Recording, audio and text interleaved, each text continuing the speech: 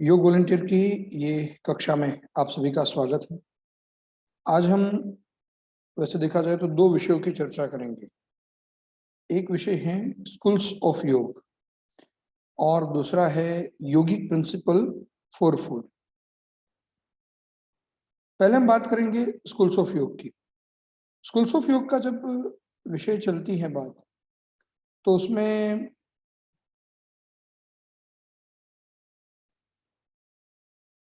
विषय यही होता है कि हम स्कूल से क्या समझते हैं। वैसे देखा जाए तो योग के अलग अलग जो रास्ते हैं उनको स्कूल्स ऑफ योग की तरह देखा जाता है। तो स्कूल्स ऑफ योग के जो विषय हैं वो 5 बेसिकली बताए गए हैं।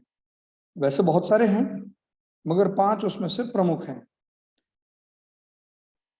स्वामी विवेकानंद जी ने भी उसमें से 4 जो हैं उनका वर्णन अपने जीवन के दौरान बहुत सारे लेक्चर्स में किया है। ज्ञान योग, भक्ति योग, राजयोग और कर्म योग, ये 4 जो हैं इसका वर्णन और उसकी बातें जो हैं स्वामी विवेकानंद जी ने भी बहुत अच्छे से की हैं। उसके बाद हठ योग एक और विषय है। तो ये जो 5 हैं, ज्ञान, भक्ति, कर्म, राज और हठ, ये 5 योग के जो प्रकार हैं ये प्रमुख योग के प्रकार हैं या प्रमुख स्कूल्स ऑफ योग हैं। इसके साथ जोड़कर मंत्र योग, लय योग, ध्यान योग और भी बहुत सारे योग के विषय भी हैं जो चलते रहते हैं।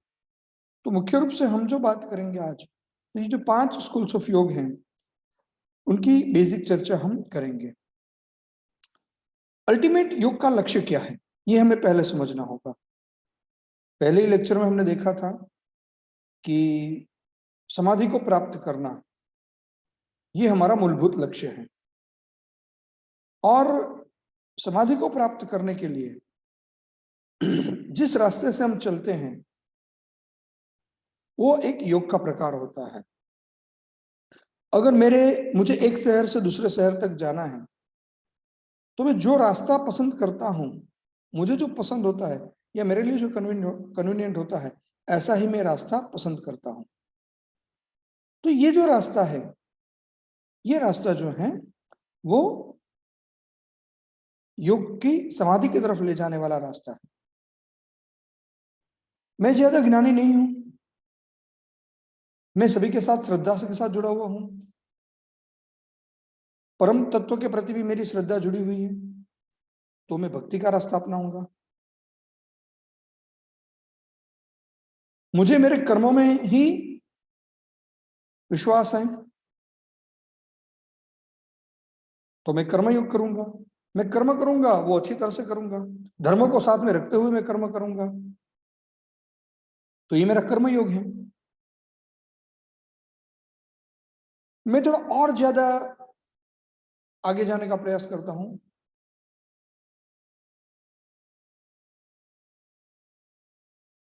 मुझे पढ़ना बहुत अच्छा लगता है, मुझे ज्ञान प्राप्त करना अच्छा लगता है, मुझे ये सारे विषय, समाज, जगत, आत्मा, परमात्मा, ये विषय मुझे अच्छे लगते हैं और उनके बारे में मैं जानने के लिए और ज्यादा मैं तत्पर हो जाता हूं। तो ये मेरा ज्ञान योग का रास्ता है।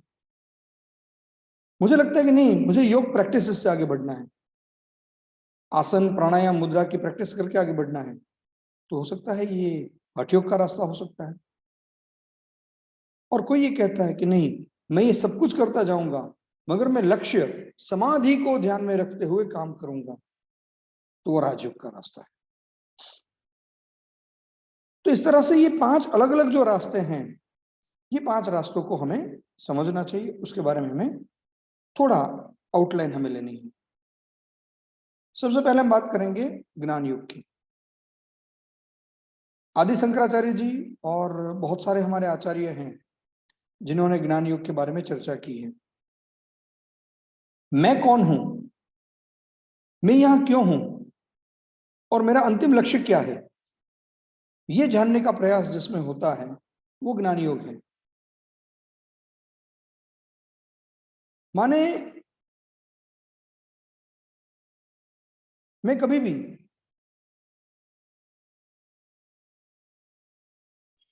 इस विषय से दूर नहीं रह सकता। हर वक्त मेरे मन में यही विचार आता है कि मैं क्यों यहाँ हूं, मैं कौन हूं और मैं क्यों यहाँ हूं। जैसे स्वामी विवेकानंद कहते थे, सभी से पूछते रहते थे कि आपने क्या भगवान को देखा, आपने क्या भगवान को देखा। तो कितनी तत्परता होगी उसमें अंदर। सिर्फ ये प्रश्न नहीं है, ये उसमें रही हुई तत्परता दिखती है। तो ये तत्परता जहां दिखती है वो है ज्ञान योग। ज्ञान योग के 2 चरण हैं। ज्ञान योग को प्राप्त करने के 4 स्टेज हैं। विवेक, वैराग्य, सत्य संपत्ति और मुमुक्षुत्व। ये 4 उसके स्टेप हैं, जिसको साधन चतुष्टय कहा जाता है। और साधन चतुष्टय के साथ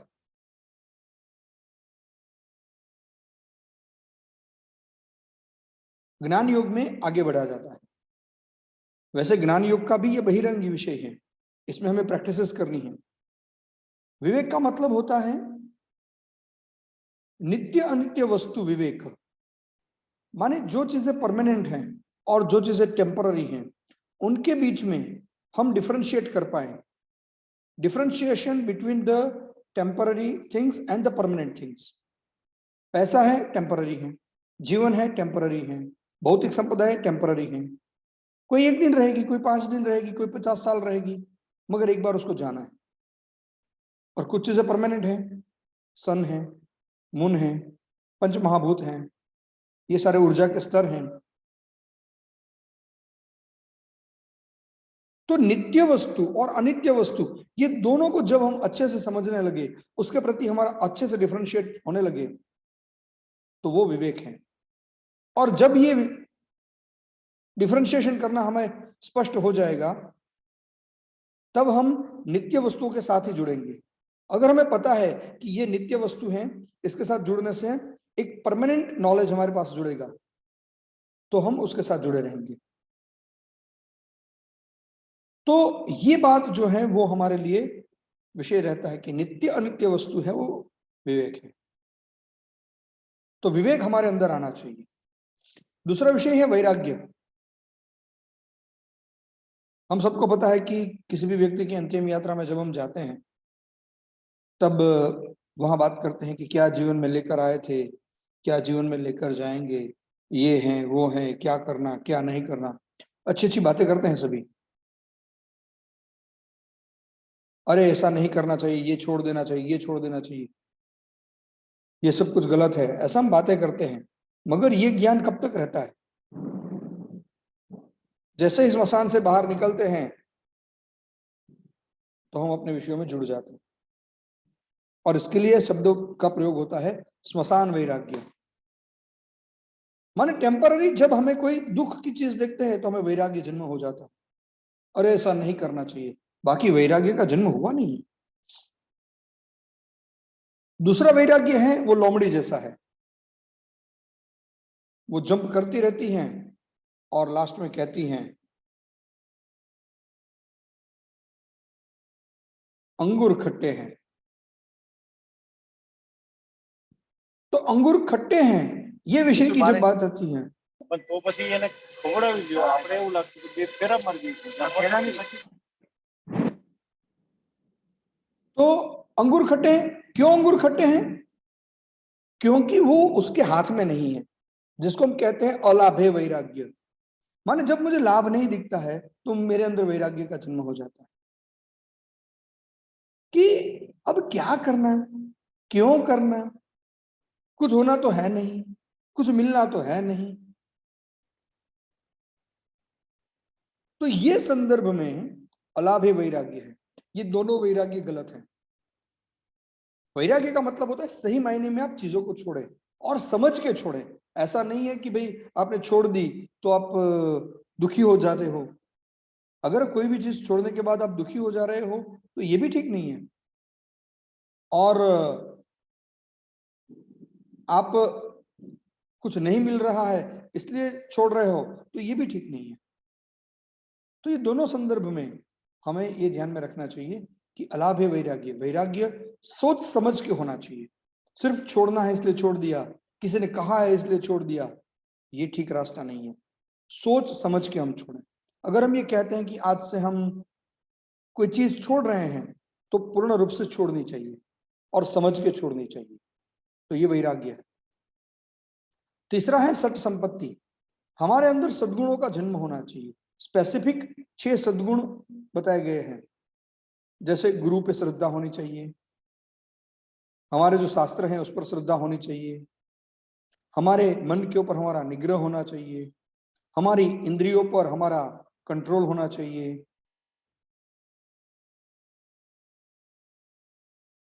तो ये सारे सट संपत्ति, ये 6 गुण हैं कि ये गुण हमारे अंदर जन्म लेने चाहिए कि हम सही मायने में इस विषय को समझ सकें। और चौथा है मुमुक्षुत्व।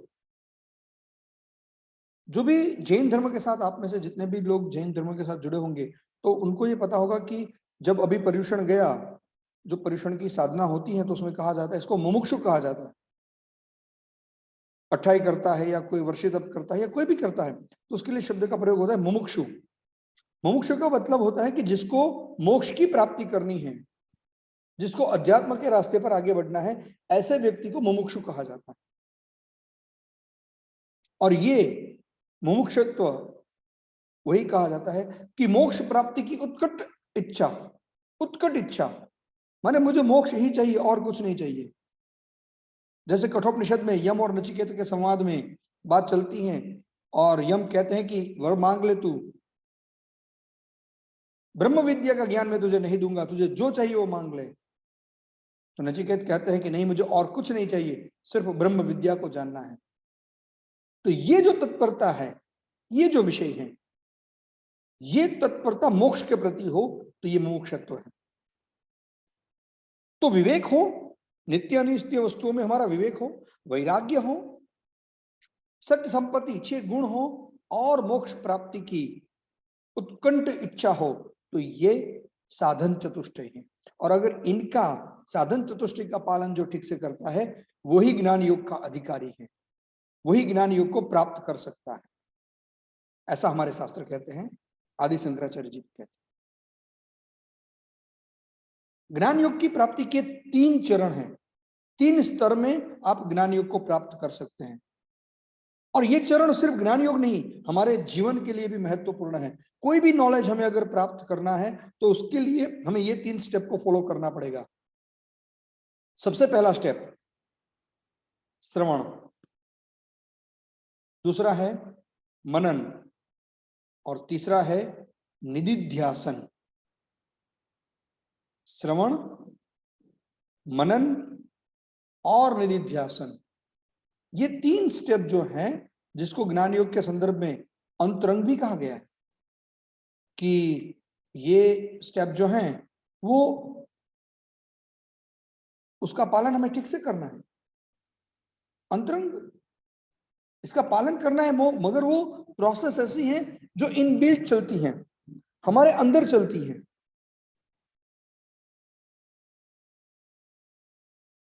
तो सबसे पहली बात है श्रवण, माने सुनना।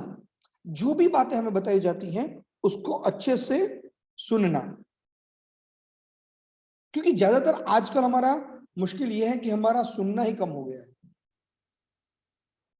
हम विचारों में इतने खोए रहते हैं कि हमारे सामने जो बातें आती हैं तो शायद वो हम सुनते भी हैं, कानों से सुनते हैं, मगर वो कुछ अंदर नहीं जाता।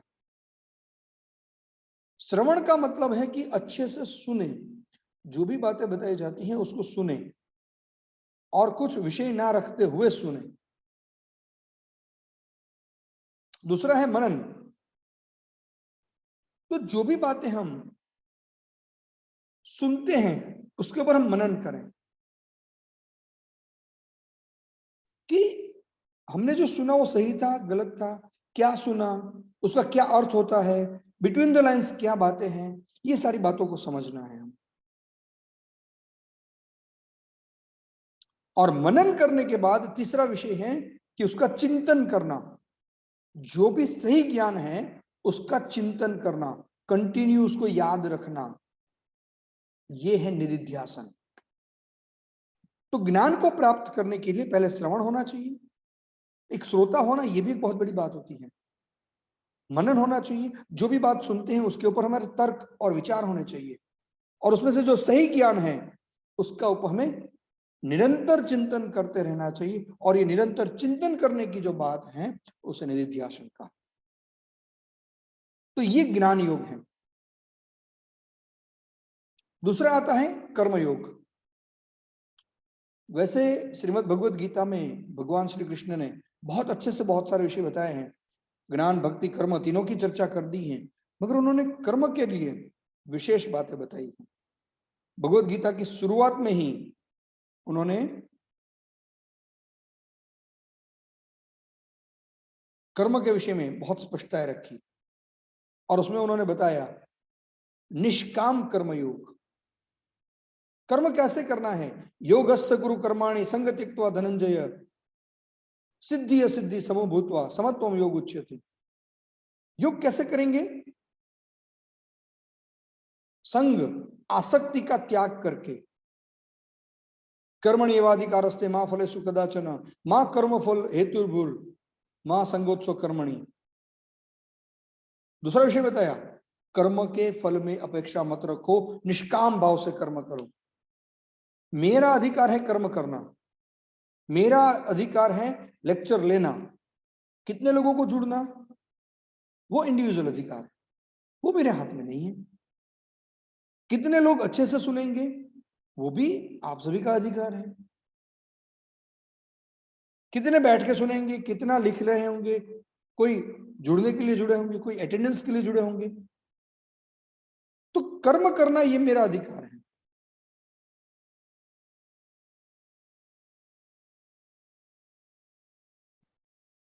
मगर फल की अपेक्षा नहीं रखनी। अगर मैंने ये सोचा कि नहीं इन लोगों ने कर्म किया है तो अच्छे से कर्म करना चाहिए, योग में है सभी लोग, योग में तो ऐसे ही होना चाहिए, हो सकता है ना हो। जब तीव्रता जग जाएगी, जब जागृति, ज्ञान की जागृति हो जाएगी, जब सजगता हो जाएगी, तो वो लोग भी करने लगेंगे अच्छा काम। मगर तब तक ये अपेक्षा रख के अगर मैं करूंगा कि ये लेक्चर सुनने के लिए सभी लोग आने चाहिए, सभी अच्छे से आएंगे, सभी ये करेंगे वो करेंगे, जरूरी नहीं है। और इसलिए कर्म कोई भी किया जाए, सिद्धि असिद्धि समो भूत्वा, सिद्धि मिले या असिद्धि मिले। आप कहोगे कि अच्छे लेक्चर थे तो भी ठीक है, आप कहोगे बुरे लेक्चर थे तो भी ठीक है, आप कहोगे इस समय ज्ञान मिला तो भी ठीक है, आप कहोगे ज्ञान नहीं मिला तो भी ठीक है, ये विज्ञान था ऐसा लगेगा तो भी ठीक है, और आपको फिलॉसफी लगे तो भी ठीक है। मगर कर्म करना ये विषय है। तो सिद्धि असिद्धि समो भूत्वा, संग नहीं होना चाहिए, आसक्ति नहीं होनी चाहिए, सभी लोग जुड़ेंगे ही, ऐसे ही जुड़ेंगे, यही करेंगे, आसक्ति नहीं होनी चाहिए। और सिद्धि असिद्धि के प्रति समता होनी चाहिए, और निष्काम भाव होना चाहिए, फल की अपेक्षा होनी नहीं चाहिए। ये 5 लेक्चर के बाद आप कहोगे कि अरे बहुत आपके अच्छे लेक्चर थे, तो मुझे क्या मिलने वाला है? हो सकता है इसमें से मैं 90% लोगों को जानता भी नहीं हूं, शायद आगे कभी बात भी नहीं होगी मेरी आप लोगों से। तो आपका ओपिनियन, या आप मुझे अहोभाव से देखेंगे, सुनेंगे, ठीक है, नहीं सुनेंगे तो भी ठीक है। मुझे आपसे कोई अपेक्षा नहीं रखनी चाहिए, और मैं अपेक्षा रखूंगा तो मैं ही दुखी होऊंगा। तो ये विषय निष्काम भाव से कर्म होना चाहिए। मैंने एग्जाम्पल मेरा दिया है, मगर वो एग्जाम्पल आपको भी लागू होता है, इतना ही कि जो भी कर्म आप करें जीवन में, वो कर्म निष्काम भाव से हो, आसक्ति भाव का त्याग हो, और सिद्धि असिद्धि दोनों में संभाव हो। इसके साथ साथ ये जरूरी है कि जो कर्म किए जाए वो शास्त्र सम्मत किए जाए। जैसे योग में कहा गया है कि अस्तेय, चोरी नहीं करनी चाहिए, और अगर हम कोई चोरी का काम करता है तो वो शास्त्र सम्मत काम नहीं है। अहिंसा की बात कही गई है और कोई हिंसा करता है तो शास्त्र सम्मत काम नहीं है। तो जो भी कर्म करें वो शास्त्र सम्मत करें, शास्त्र के द्वारा बताए गए कर्म होने चाहिए, और वो इन 3 नियमों के साथ होने चाहिए। संग नहीं होना चाहिए, सिद्धि असिद्धि में समता होनी चाहिए और निष्काम भाव होना चाहिए। और ईश्वर, ईश्वर माने जिसको आप अल्टीमेट मानते हो, जिसको आप अल्टीमेट मानते हो, उसके प्रति आपका समर्पण भाव होना चाहिए। और किसी एक स्तर पर तो हमारा समर्पण होना ही चाहिए। हम कितने भी नास्तिक हों, हम भगवान को माने या ना माने, हम व्यक्ति पूजा में माने या ना माने, जो भी हो, मगर कोई एक तत्व के प्रति तो हमारा समर्पण भाव होना चाहिए। वो हमारे माता पिता भी क्यों ना हो, वो कोई प्रतिमा भी क्यों ना हो, वो कोई जीवंत व्यक्ति हो या तत्व हो, जो भी हो, मगर वो होना चाहिए। शायद एकलव्य को देखते हैं तो द्रोणाचार्य की मूर्ति को उसने उस तत्व के प्रति उन्हें श्रद्धा रखी, समर्पण भाव रखा, और वो अर्जुन से भी श्रेष्ठ धनुर्धर बना। कल के विषय में शायद आप लोगों ने देखा होगा, मगर एक कल शॉर्ट वीडियो में देखना हुआ कि कोई आश्रम के संचालक, कोई डॉक्टर थे, वो आए हुए थे और उन्होंने कहा कि भाई हम चिट्ठी लिख देते हैं ईश्वर को और ईश्वर पूरा करते हैं हमारा काम। नहीं करते हैं तो हम ये सोचते हैं कि हमारी पात्रता नहीं है उसके लिए, अगर पात्रता होगी तो वो काम कर देंगे। आज भी 3-3.5 लाख के महीने के खर्च वाले ये आश्रम में ऐसी व्यवस्था है, इतनी श्रद्धा से, इतने समर्पण से कार्य होता है। और ऐसे ये एक स्थान नहीं है, बहुत सारे स्थान हैं जहां पर आज भी समर्पण से भाव होना चाहिए। तो मैं अपने आप को छोड़कर किसी एक के प्रति तो समर्पित हो सकूं, ये भाव होना चाहिए। और समर्पण भाव से जब कर्म होता है तो वो सही कर्म है, तो ये कर्म योग है। पाप रूप कर्म या पुण्य रूप कर्म, ऐसे बहुत सारे विषय चलते रहते हैं, मगर कर्म होना चाहिए। माने हम बैठे रहें, कुछ ना करें, अकर्मण्यता नहीं होनी चाहिए, कर्म होना चाहिए, और वो बताए गए नियमों के साथ। ये हमारा कर्म योग है। इसके बहुत सारे कर्म भी हैं, शास्त्र ने भी कर्मों के प्रकार बताए हैं, पतंजलि योग सूत्र में भी कर्म के प्रकार हैं। भगवत गीता ने उसको 3 तरह से कैटेगराइज किया है। सात्विक कर्म, जिसको हम अच्छे कर्म कह सकते हैं, राजसिक कर्म और तामसिक कर्म। जो ज्ञान बढ़ाते हैं वो सात्विक कर्म, जो हमारे विचारों को, हमारी व्यवस्थाओं को बढ़ाते हैं वो राजसिक कर्म, और जो हमें अज्ञान की तरफ ले जाते हैं, हमारे अंदर स्थिरता या जड़ता लाते हैं, ऐसे तामसिक कर्म। ये 3 प्रकार के कर्मों को श्रीमद् भगवद गीता ने आइडेंटिफाई किया हुआ है। तीसरा योग का प्रकार है जो हमारे लिए जरूरी है, वो है भक्ति योग। भक्ति को सबसे श्रेष्ठ माना गया है जैसे देखा जाए तो, क्योंकि यहां ना तो कुछ प्राप्त करना है, ना कुछ प्राप्त करने की अपेक्षा है, और ना किसी को कुछ देना है। एकदम समर्पण भाव, मैं और मेरा ईश्वर।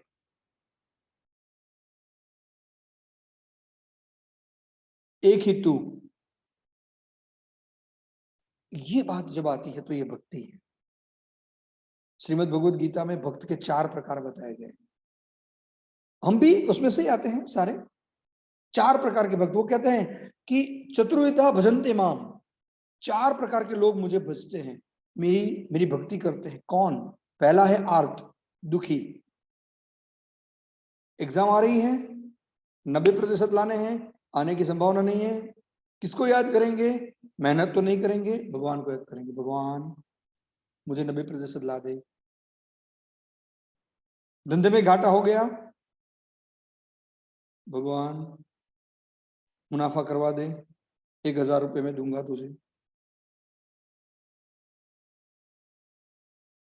आर्त, दुखी हैं, भगवान मुझे ये कर दो, भगवान मुझे वो कर दो, एक आर्त है।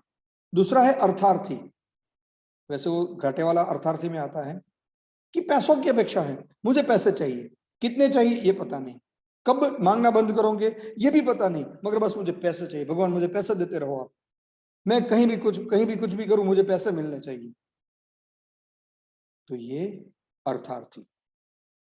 तीसरा है जिज्ञासु, वो जिज्ञासावश भक्ति करता है।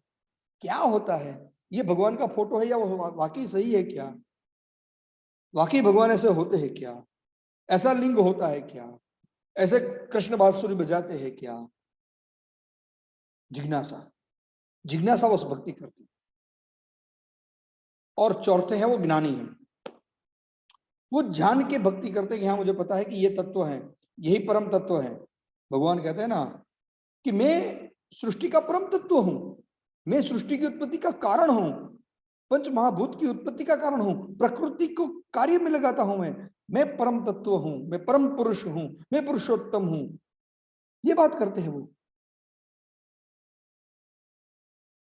तो ऐसी बात करने वाले जो भगवान है, ईश्वर है, उसके साथ जुड़ना, उसको समझ के जुड़ना उसके साथ, सिर्फ आंखें बंद करके नहीं, आंखें मुंद के नहीं, समझ के, उस तत्व को समझ के, वो तत्व लिंग रूप हो, वो तत्व बांसुरी वाला हो, वो तत्व शिव हो, शक्ति हो, विष्णु हो, ब्रह्मा हो, इंद्र हो, कोई भी हो, यीशु हो, जरथ्रोष्ट हो, कोई भी हो, मगर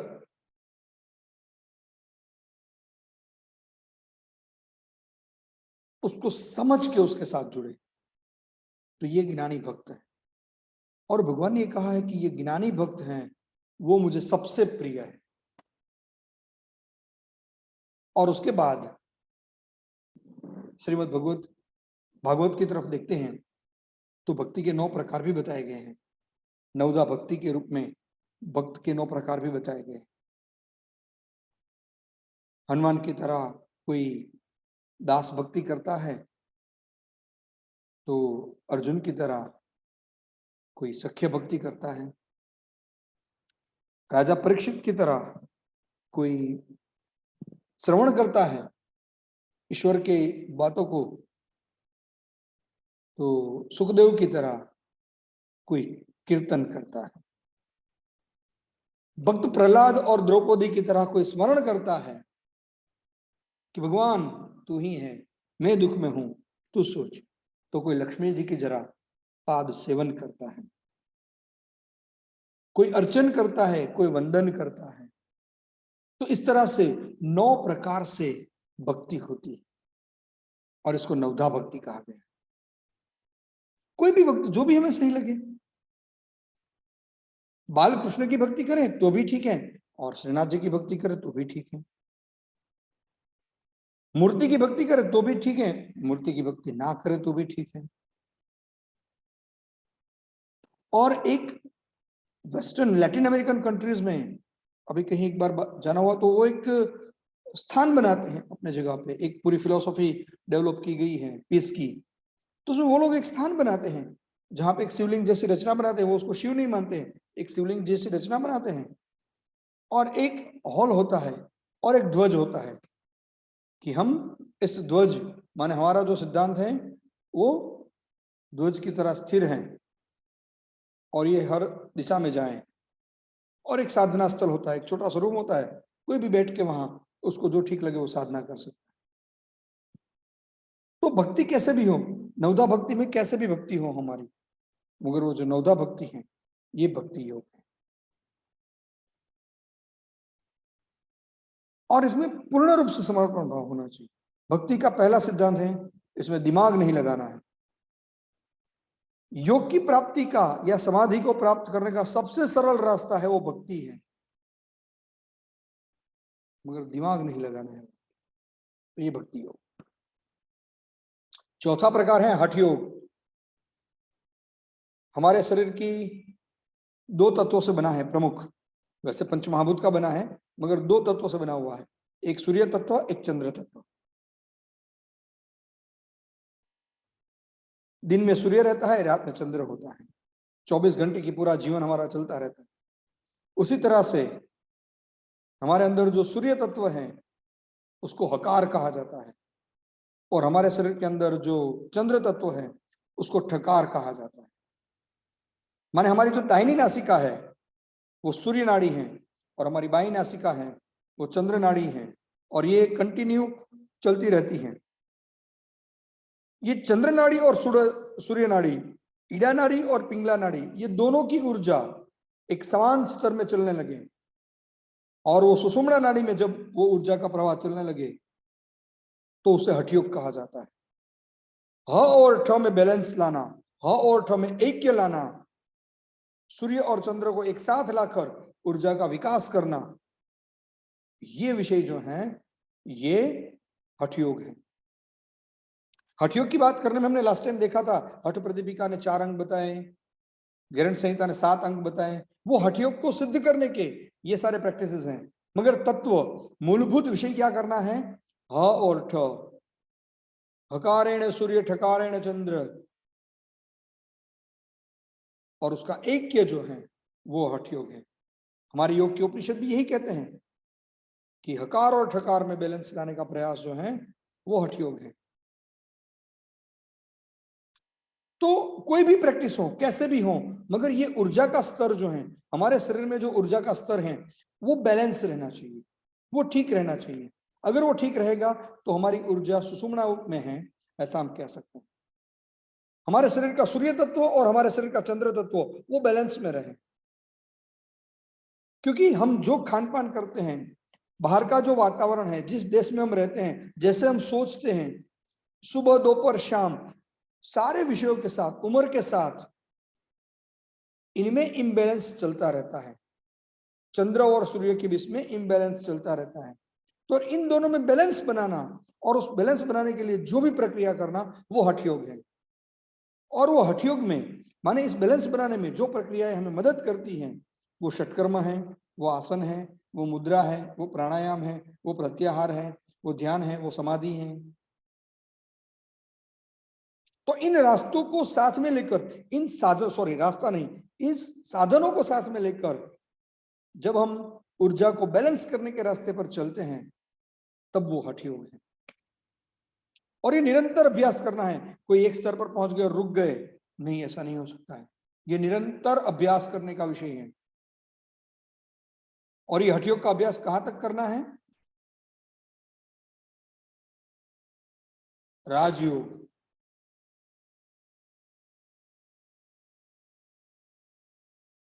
राजयोग का मतलब क्या हुआ? समाधि। हठयोग की साधना क्यों करनी है? राजयोग के लिए करनी है। तो राजयोग है वो अंतिम लक्ष्य है। हठयोग का भी अंतिम लक्ष्य राजयोग ही है। तो हठयोग के बाद राजयोग क्या है?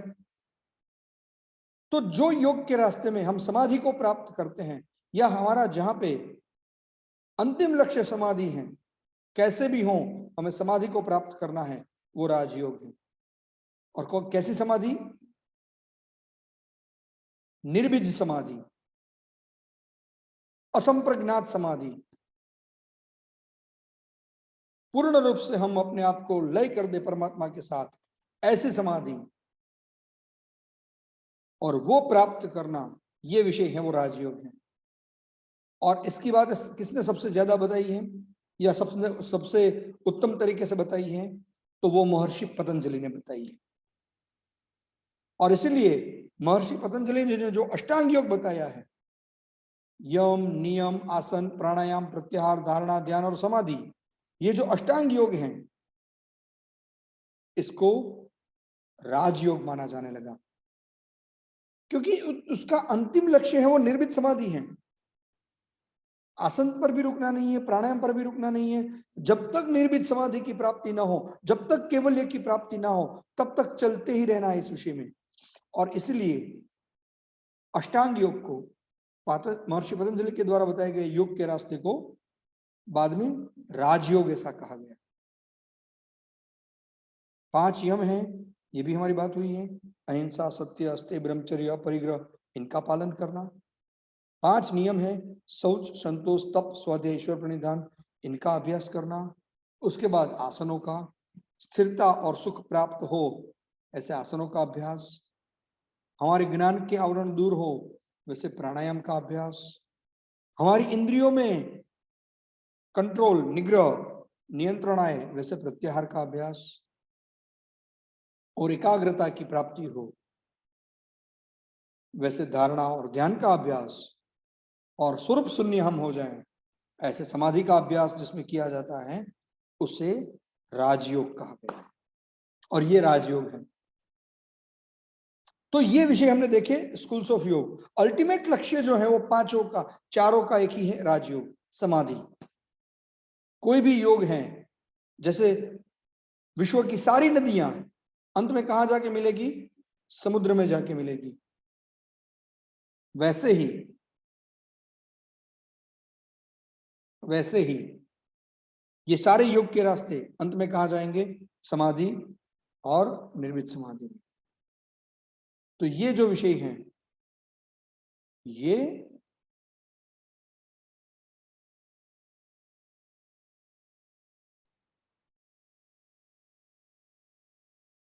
राजयोग है। तो ये हमने 5 स्कूल्स ऑफ योग का परिचय लिया। अल्टीमेट मैंने कहा उस तरह से हम कोई भी रास्ते पर चले, ज्ञान के रास्ते पर चलें, भक्ति के रास्ते पर चलें, कर्म के रास्ते पर चलें या हठ के रास्ते पर चलें, अल्टीमेट योग सिद्ध होना चाहिए। योग का जो लक्ष्य है वो सिद्ध होना चाहिए, या तो स्वास्थ्य या तो मोक्ष। जो भी प्राप्त करना चाहें, स्वास्थ्य प्राप्त करना चाहें तो उत्तम स्वास्थ्य प्राप्त करें, और मोक्ष प्राप्त करना चाहें तो उत्तम मोक्ष की प्राप्ति। बस ये लक्ष्य के साथ जुड़े रहें। ये स्कूल्स ऑफ योग का मूलभूत विषय। तो ये विषय था आज का। उसके बाद चलते हैं कि हमारा जो अंतिम पायदान है हमारा, वो है हमारा यौगिक आहार। हमारा आहार कैसा होना चाहिए? तो आहार के विषय में श्रीमद् भगवद गीता में भी कुछ बातें बताई गई हैं, और हमारे हठ प्रदीपिका और गिरण संहिता में भी बताया गया। पथ्य और अपथ्य की बात भी कही गई। तो आहार कैसा होना चाहिए? तो पहली बात है कि पथ्य होना चाहिए, जो हमारे लिए सही हो, जो हमें नुकसान ना करें, ऐसा आहार जो है होना चाहिए, जिसको हम कहते हैं पथ्य आहार। और जो हमारे शरीर को नुकसान करता है, जो हमारे शरीर के लिए, हमारे मन के लिए जो ठीक नहीं है, उसे कहा जाता है अपथ्य आहार। तो आहार जो है वो क्या खाना और क्या नहीं खाना, वो हठ प्रदीपिका के पहले अध्याय में और गेरंट संहिता के 5वें अध्याय में ये बताया गया है। पूरा बकायदा लिस्ट दिया गया है कि ये पथ्य आहार की श्रेणी है, ये चीजें हमें खानी चाहिए, और ये अपथ्य आहार की श्रेणी है, ये हमें नहीं खाना चाहिए। आयुर्वेद में भी कहा गया है कि आहार कैसा होना चाहिए? तो लघु होना चाहिए, गुण से भी लघु और क्वांटिटी में भी लघु। और दूसरा विषय भी आयुर्वेद में बताया गया है कि विरुद्ध आहार नहीं होना चाहिए। माने दो चीजों का जब संयोग होता है तो वो चीजें हमारे लिए नुकसान पैदा ना करें। जैसे घी और मध समान मात्रा में इकट्ठा करेंगे तो वो विरुद्ध हो जाएगा। ऑनियन और मिल्क ये साथ में इकट्ठा होंगे, प्याज और दूध, तो ये भी ठीक नहीं है। जो नॉनवेज डाइट करते हैं तो उसमें फिश और मिल्क ये दोनों भी विरुद्ध आहार है। मांस को जब कैस्टर वुड में लगा के पकाया जाता है तो ये भी विरुद्ध है। खट्टी चीजें और दूध ये भी विरुद्ध है। तो विरुद्ध आहार नहीं होना चाहिए। माने जो भी हम आहार करें वो विरुद्ध नहीं होना चाहिए। वो विरुद्ध होगा तो डेफिनेटली आपकी हेल्थ को और आपके शरीर को नुकसान पहुंचाएगा ही। और ये स्किन डिसीज के रूप में निकले, ये पाचन तंत्र के रोग के रूप में निकले, या और कोई तरीके से निकले, मगर वो सामने जरूर आएगा। विरुद्ध आहार का सेवन हमारे सामने आना ही आना है, जरूर आना है, ये तय है। तो पहली बात है पथ्य और अपथ्य की जो गणना बताई गई है उसमें पथ्य आहार का सेवन हो, अपथ्य का सेवन ना हो। और दूसरा विषय है कि जो विरुद्ध आहार है वो नहीं होना चाहिए।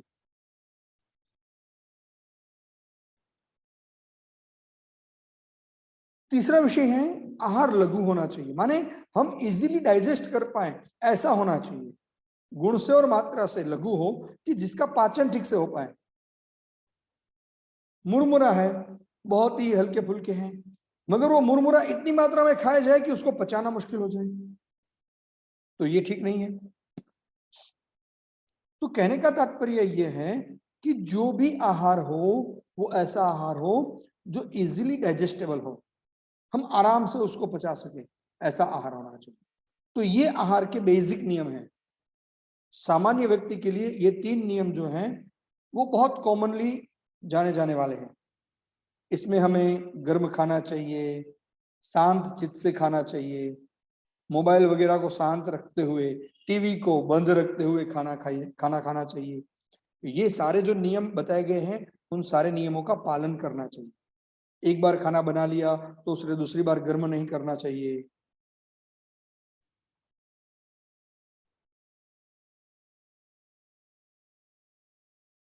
तो जैसे खट्टी चीज दूध के साथ खाना ठीक नहीं है, वैसे ही माने साइट्रस चीजें मिल्क के साथ नहीं खा सकते हैं, वैसे ही ये चीजों का भी, ये कुछ नियमों का पालन भी करना पड़ता है हमें कि जब आहार खाते हैं तो कैसे खाएं।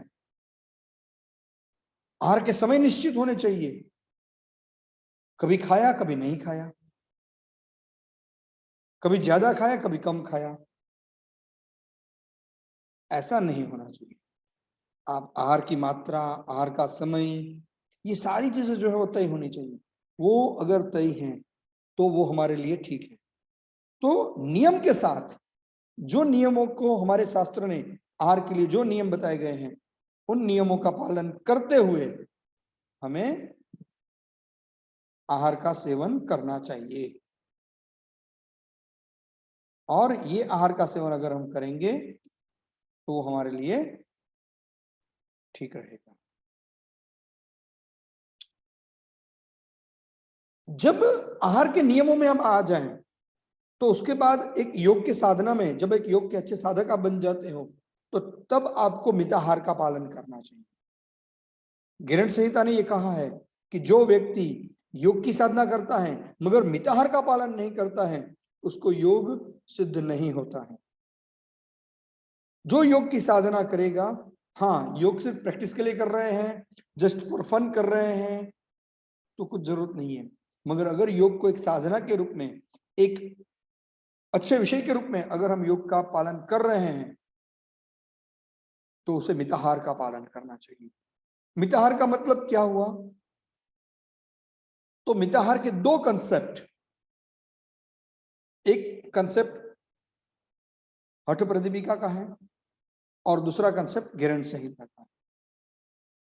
हठ प्रदीपिका ने क्या कहा? चतुर्थांश विवर्जयेत, माने आप जितना खा रहे हो उसका चतुर्थांश छोड़ दो, 1/4 पार्ट छोड़ दो। आप जितना भी खा रहे हो उसका 1/4 छोड़ दो। 4 रोटी खा रहे हैं तो 1 रोटी खाना बंद कर दो, 3 रोटी से चलाओ। 2 कटोरी दाल पी रहे हो तो आधी कटोरी छोड़ दो, 1.5 कटोरी ही पियो।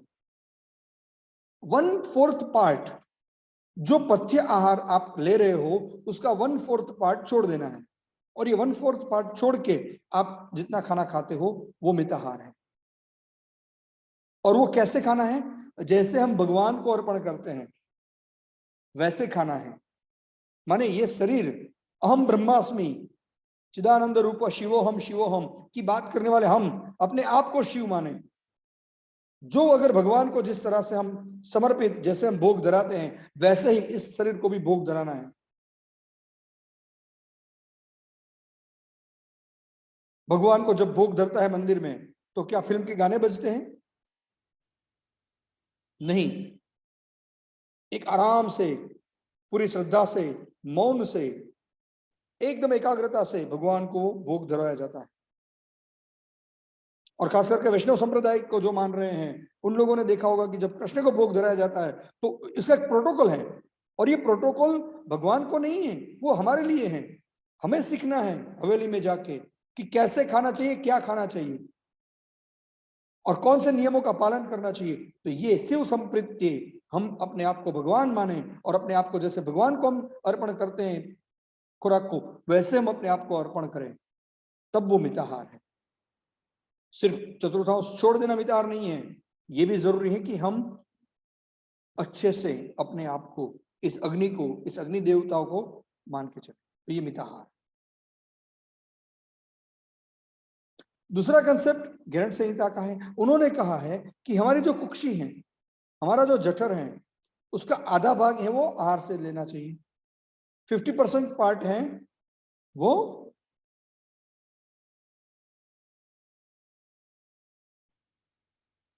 हम खाना खा सकते हैं, 1/4 पार्ट में लिक्विड लेना चाहिए, माने 50%, 50% सॉलिड फूड खाएंगे, 25% जो है वो लिक्विड लेंगे और 25% हम खाली रखेंगे।